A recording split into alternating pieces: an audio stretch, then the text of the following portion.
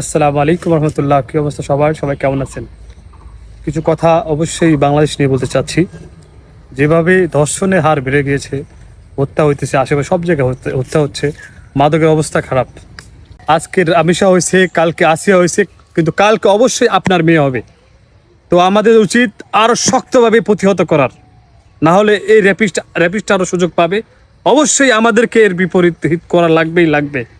কোন একটা দেশে আমরা বসবাস করি, এ দেশে কোনো ধর্ষণের বিচার হয় না।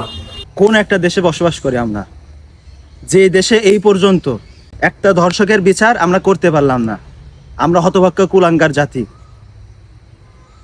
আমার আর মুখে কোনো ভাষা নেই, ভাষা হারিয়ে ফেলেছি। কালকে যখন এই বিষয়টা দেখেছি, তখন অটোমেটিকলি আমার চোখ দিয়ে পানি ঝরে ফেলেছে। আজকে যদি আমার বোন হতো, আপনার বোন হতো, তাহলে আপনি কি করতেন? আপনি স্বরাষ্ট্রমন্ত্রী, আপনার যদি সন্তান হতো, আপনি কি চুপ করে বসে থাকতেন?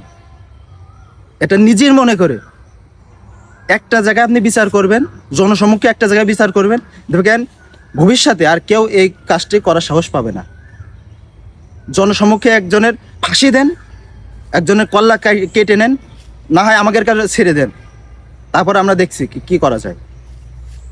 এমনটা যদি 2-5 জায়গায় হয়, তাহলে ভবিষ্যতে আর কোনো কুলাঙ্গার এই কাজটি করার সাহস পাবে না। এজন্য আপনাকে শক্ত হতে হবে। আপনি স্বরাষ্ট্রমন্ত্রী, আমাদের ভালো মন্দ দেখার বিষয় আপনার, এজন্য আপনার শক্ত হতে হবে এখানে।